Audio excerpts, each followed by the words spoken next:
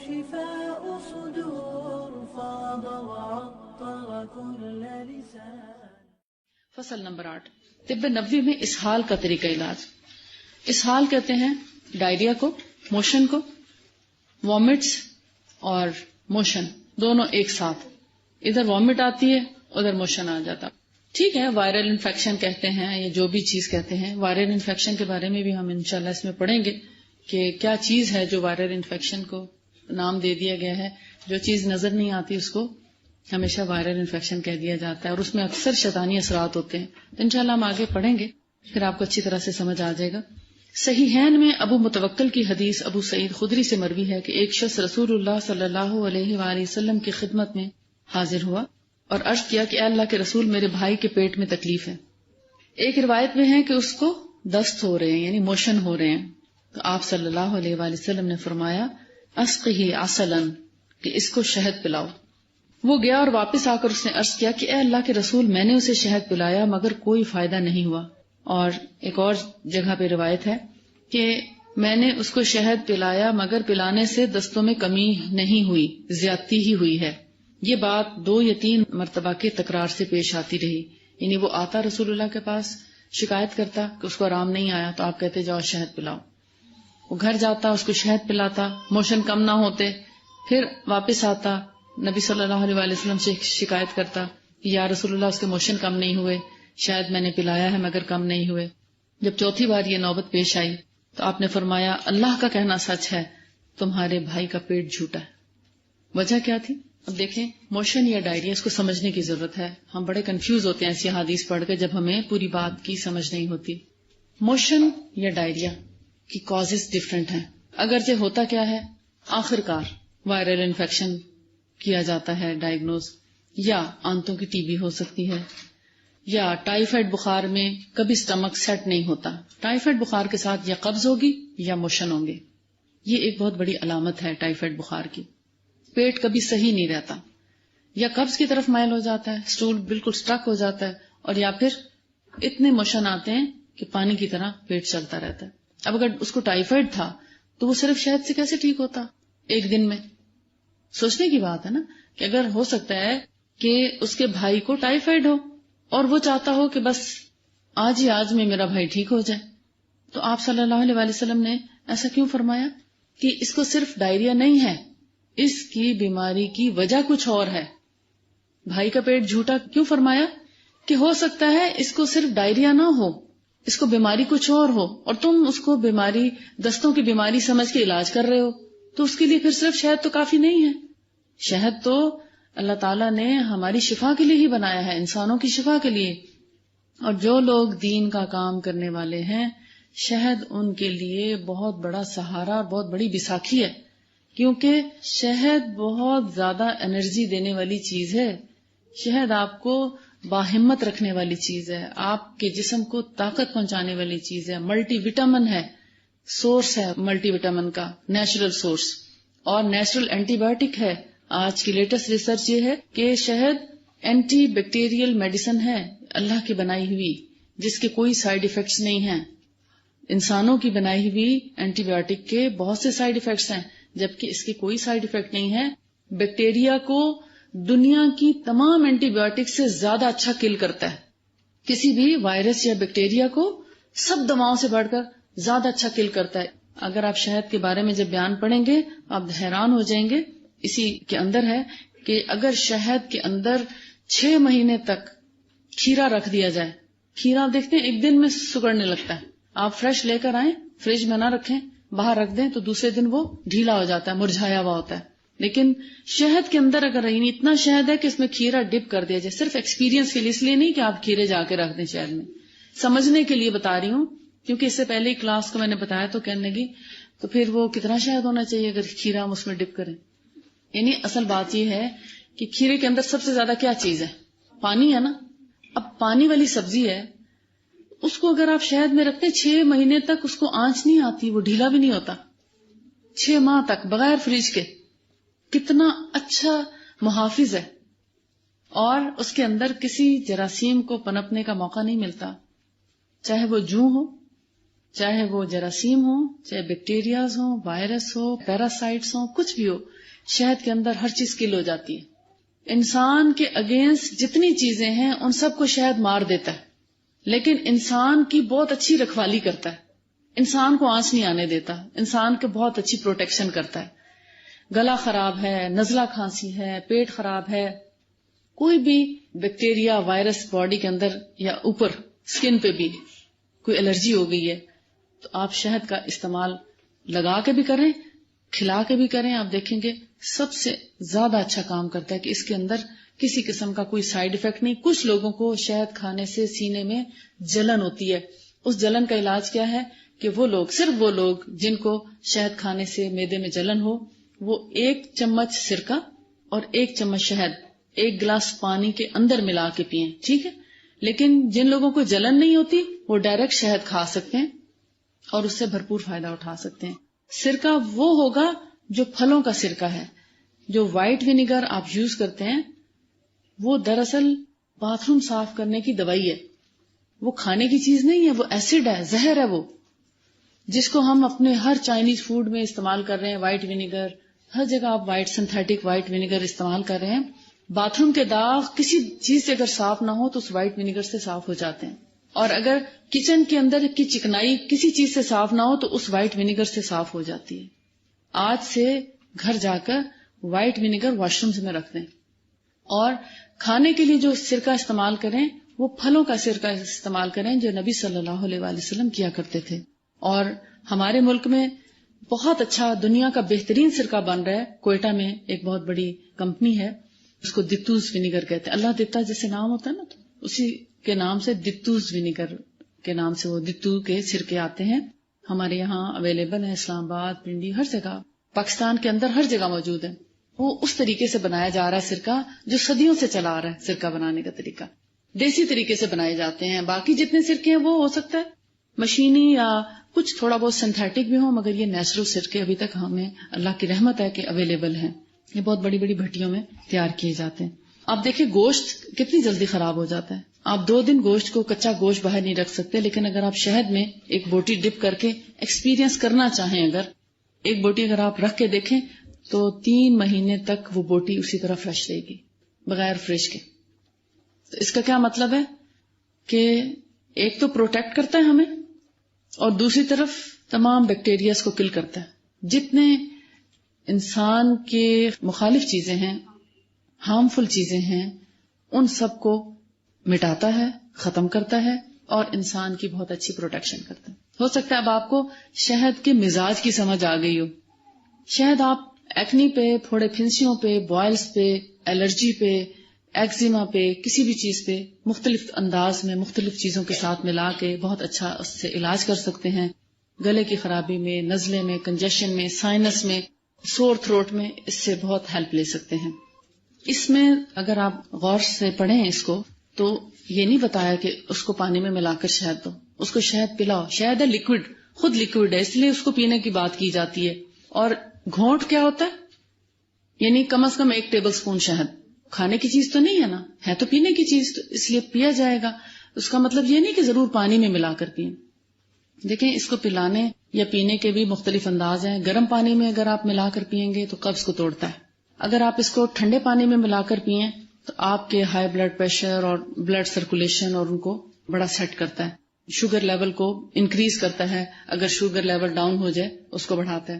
اس کے علاوہ ڈائریکٹ کھائیں گے تو آپ کے سور تھروٹ، سائنوسائٹس اور گلے کی جتنی تکالیف ہیں، ٹانسلائٹس وغیرہ کو ٹھیک کرنے میں ہیلپ کرے گا۔ اور اس کے علاوہ آنتوں میں اگر کیڑے ہیں تو ان کو کل کرنے کے لیے بھی ڈائریکٹ ہنی کھایا جائے گا۔ سردی سے بچاؤ کے لیے، کنجیشن کے لیے بھی شہد کا کھانا ہی زیادہ مفید ہے۔ کھانے سے مراد یہ کہ اس کا ڈائریکٹ گھونٹ پینا۔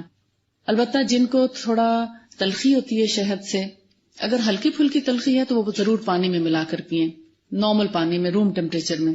اور اگر زیادہ ہی جلن ہوتی ہے تو پھر اسی پانی میں 1 چمچ سرکہ ملا کر پئیں۔ تو یہ مختلف مزاجوں کے لیے میں نے آپ کو ساری چیز بتا دی کہ گرمی کے مزاج والے لوگ پھلوں کے سرکے کے ساتھ پانی میں ڈال کر پئیں، جن کے مزاج میں ٹھنڈک ہے وہ ڈائریکٹ شہد کھا سکتے ہیں، اور اگر گرمی کا موسم ہو تو پانی میں ملا کر پی لیں، سردی کا موسم ہو تو ڈائریکٹ شہد کھائیں. چونٹیاں نہیں ہوتی شہد میں، وہ تو ہماری غفلت سے آتی ہے نا. اگر چونٹی آ بھی گئی ہے تو آپ اس کو چھان سکتے ہیں، کپڑے میں چھانے تو چونٹی نکل جاتی ہے. ایک رومال اگر ہو نا ململ، اس میں آپ ڈال کے اس کو لٹکا دیں، آپ دیکھیں گے کافی دیر کے اندر ہی وہ نکلے گا، مگر نکل آئے گا. نیچے آپ اس کی کوئی بال رکھ دیں تو شاید سارا صاف ہو جائے گا. میری تو عادت ہے، میں نے جب سے پڑھا اس کو تو میں شاید ہی کوئی دن ہو یا شاید سفر بھی کوئی ایسا ہو کہ میں شاید ساتھ نہ لے کر گئی ہوں کہ مجھے ہو سکتا ہے وہاں نہ ملے تو میرے پاس شاید ہونا چاہیے. کتنا ہی طویل سفر ہو یا کتنا چھوٹا ہو، شہد میرے پاس ضرور ہوتا ہے.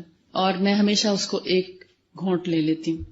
اور ہمیشہ فجر کی نماز کے بعد سب سے پہلا کام میرا شہد کھانا ہوتا ہے.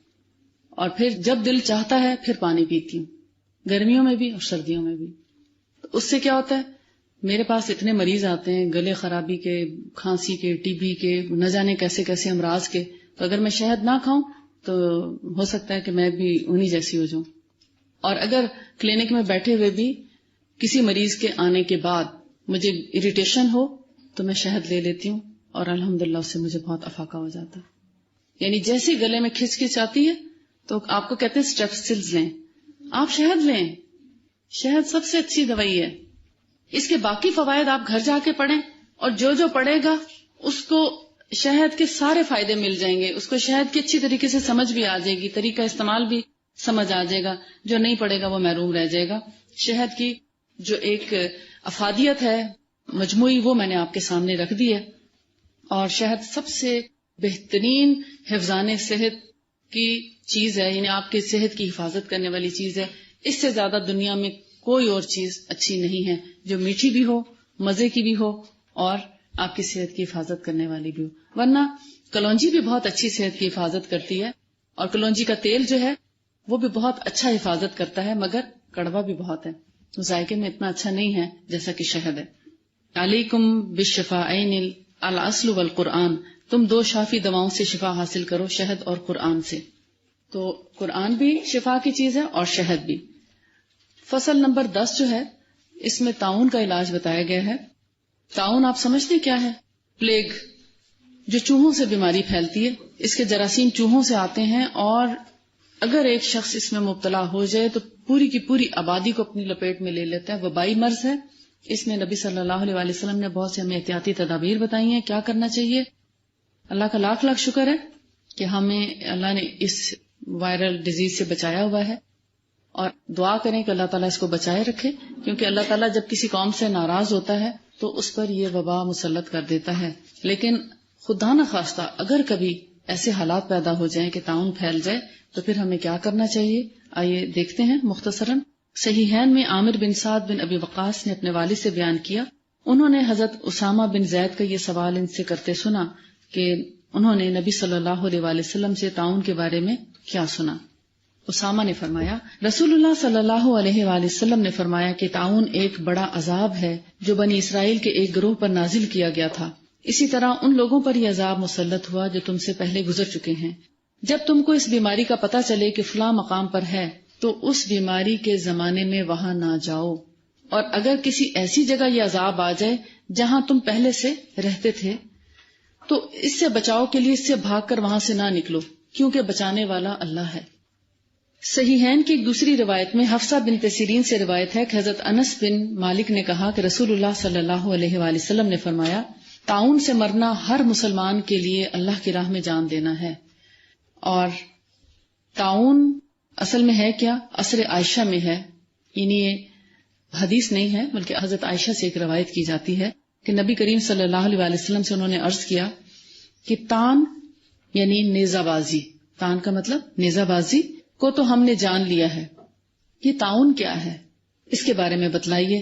تو آپ صلی اللہ علیہ وآلہ وسلم نے فرمایا کہ یہ ایک گلٹی ہے جیسے اونٹوں کے طاعون میں ابھرتی ہے، انسان کے بغل کی کھال میں ابھرتی ہے. یعنی کہ ہمارے آرمپٹس جو ہیں ان کے نیچے انڈر سکن ایک گلٹی پیدا ہوتی ہے. پہلے سب سے پہلے اس کی علامت کیا ہے کہ اس کے اندر گلٹی پیدا ہوگی، انتہائی پینفل، اس کے ساتھ شدید بخار ہو جاتا ہے، اور بخار کے ساتھ وامٹس اور ڈائریا بھی شروع ہو جاتا ہے، اور انسان ڈی ہائیڈریشن کی وجہ سے بہت جلدی دنیا سے کوچ کر جاتا ہے. اگر اس کا بر وقت علاج ہو جائے تو بعض اوقات انسان کی جان بچ بھی جاتی ہے، لیکن جب ایک انسان وامٹ کرتا ہے یا ڈائریا کی وجہ سے جو موشن کرتا ہے تو اس کی الٹی میں بھی ایسے جراثیم ہوتے ہیں جو ہوا میں تیزی سے پھیلتے ہیں اور دوسرے انسانوں کو بہت جلدی متاثر کر دیتے ہیں، اور یہ ایک وبائی مرض ہے، لہذا وبا کے طور پر پھیلتا ہے اور بہت جلدی، یعنی کہ اگر کسی بھی جگہ پر صحت مند لوگ موجود ہیں اور اس میں اگر طاعون زدہ شخص آ جاتا ہے اور اس کو خدا نخواستہ اگر وامٹ آ گئی تو اس وامٹ سے باقی تمام لوگوں پر بہت جلدی اثرات مرتب ہو سکتے ہیں، مگر انہی پر ہوں گے جن کی امیونٹی ویک ہوگی، جن کے اندر قوت مدافعت کمزور ہوگی، پھر اللہ کا حکم ہو جاتا ہے اور انسان اس سے متاثر ہو جاتا ہے۔ آپ دیکھتے ہیں جب فلو پھیلتا ہے، مثال کے طور پر ایک وبائی مرض ہے سمجھنے کے لیے، تو کیا سب بیمار ہو جاتے ہیں؟ نہیں ہوتے نا، ہو سکتا ہے آدھے لوگ بیمار ہو جائیں مگر آدھے تو ٹھیک رہتے ہیں، ایسے ہی ہوتا ہے۔ تو طاعون بھی وبائی مرض ہے، متاثر بہت سے لوگ ہو جاتے ہیں، مگر ضروری نہیں کہ سب کے سب مر جائیں، سب کے سب بیمار ہو جائیں، ضروری نہیں ہے۔ لیکن حکم کیا ہے کہ اگر فرض کریں ہم اب یہاں رہ رہے ہیں، آپ لوگ ہاسٹل میں رہ رہے ہیں، کچھ اپنے گھروں سے آئے ہیں، خدا نخواستہ اگر یہاں پر طاعون پھیل جاتا ہے تو آپ ہاسٹل چھوڑ کے بھاگ جائیں گے یا اسلام آباد چھوڑ کے بھاگ جائیں گے؟ ہم اس لیے نہیں بھاگیں گے کہ رسول اللہ صلی اللہ علیہ وسلم کا حکم ہے کہ جس جگہ پر ہیں وہاں اگر طاعون آ جاتا ہے تو وہیں پہ رکے رہو، اور اگر گھر تو آپ کا گجر خان میں ہے مگر آپ پڑھنے کے لیے یہاں آ گئے تھے، اگر خدا نخواستہ گجر خان میں کوئی ایسی تکلیف آ جاتی ہے، وبا آ جاتی ہے، تو پھر آپ واپس گھر نہیں جائیں گے اس وقت تک جب تک کہ اس کو سیف ایریا ڈکلیئر نہیں کیا جاتا، اس کی تمام جگہوں کی صفائی ستھرائی نہیں ہو جاتی، اس وقت تک واپس گھر نہیں جائیں گے، کیونکہ یہ بھی رسول اللہ کا حکم ہے۔ اور اس میں دیکھیں انسانی جانوں کو بچانے کے لیے کتنی بڑی حکمت عملی اختیار کی گئی ہے کہ اگر ایک جگہ ایک وبا پھیلی ایک شہر میں، اب آمد و رفت بند کر دی جائے، بارڈر بلاک کر دیے جائیں تاکہ یہ بیماری یہیں پہ ہی ختم ہو جائے، باقی سارے شہروں کے لوگ یا دنیا کے لوگ متاثر نہ ہوں، اس میں یہ حکمت بھی ہے۔ اور طاعون کو کہا جاتا ہے کہ یہ شاید جنوں کی خلش ہے۔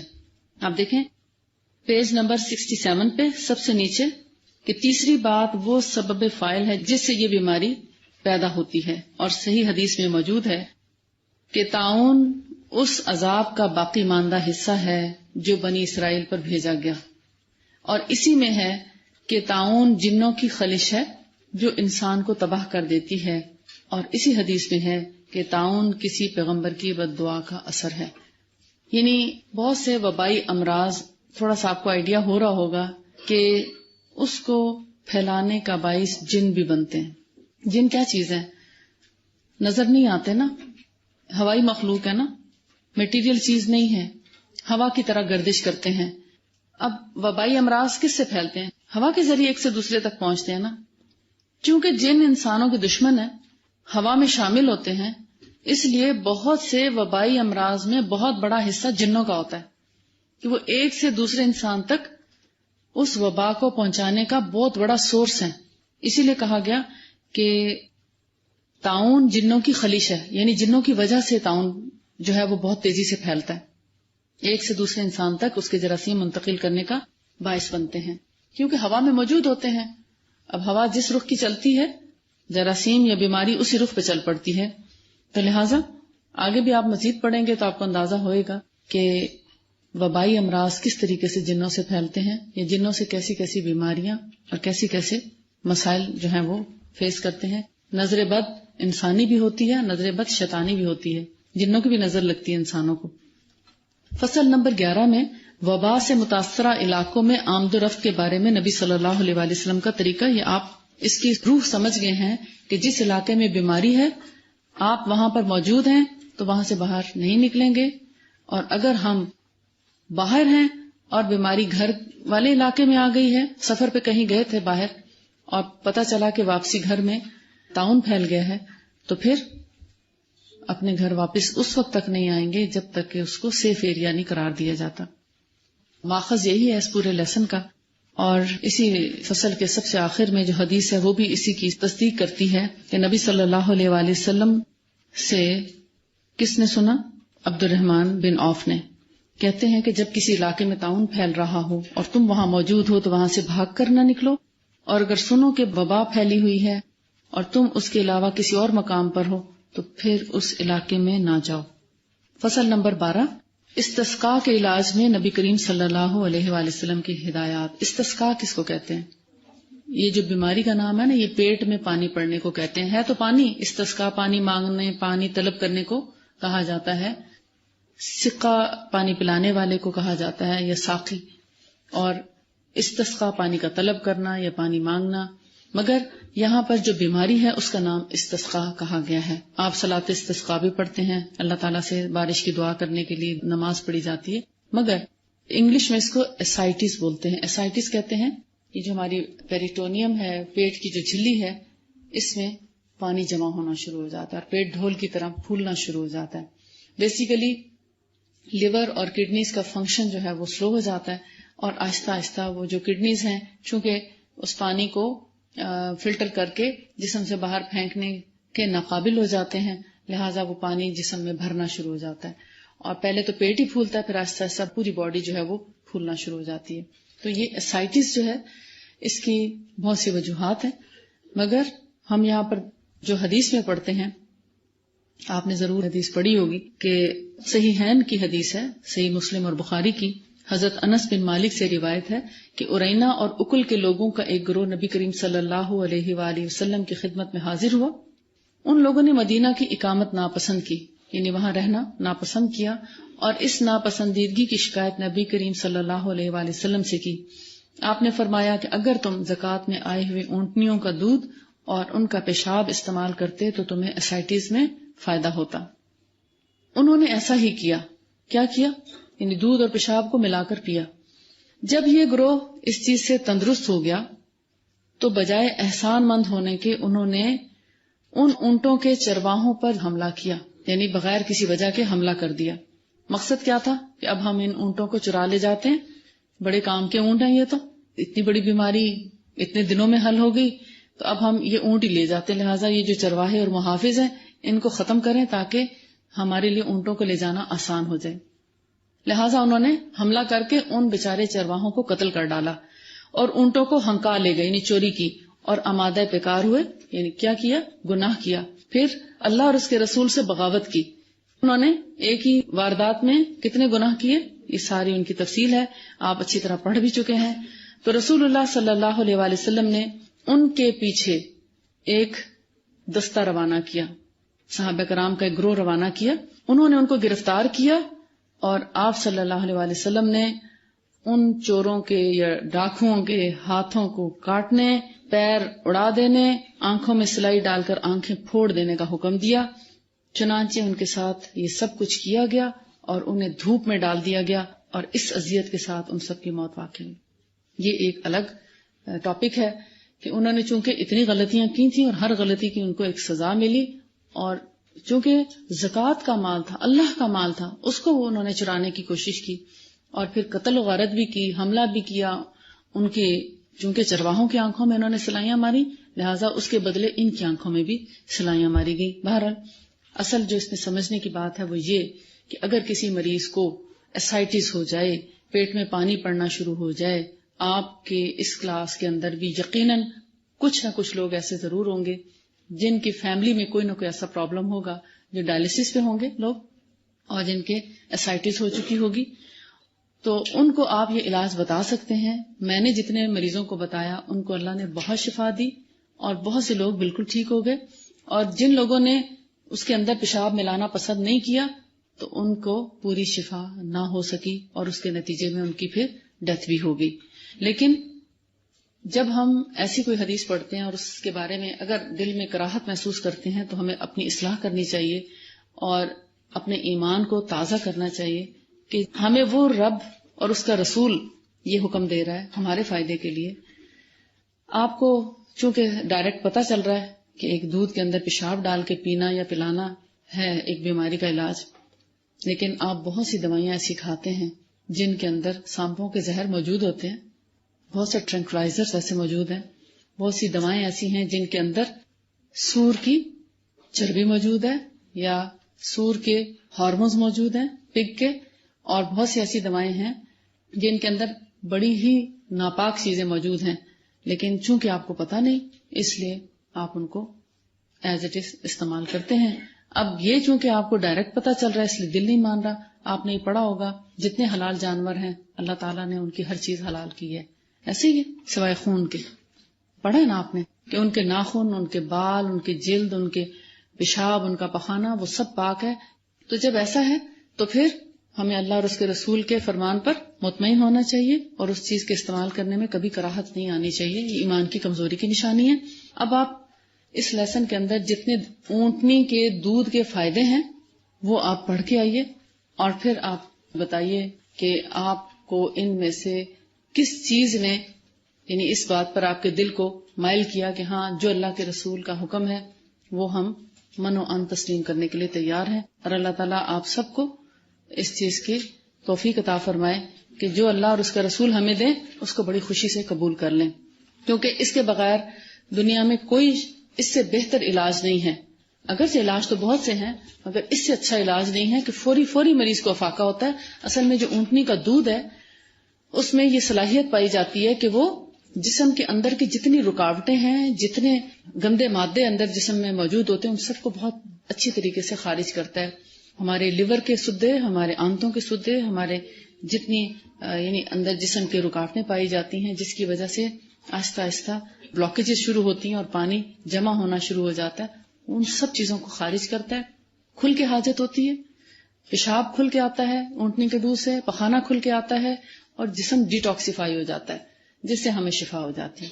وآخر دعوانا ان الحمد للہ رب العالمین. سبحانک اللہم و بحمدک نشہد ان لا الہ الا انت نستغفرک و نتوب الیک. السلام علیکم ورحمۃ اللہ وبرکاتہ. هذا النور شفاء صدور فاض وعطر كل لسان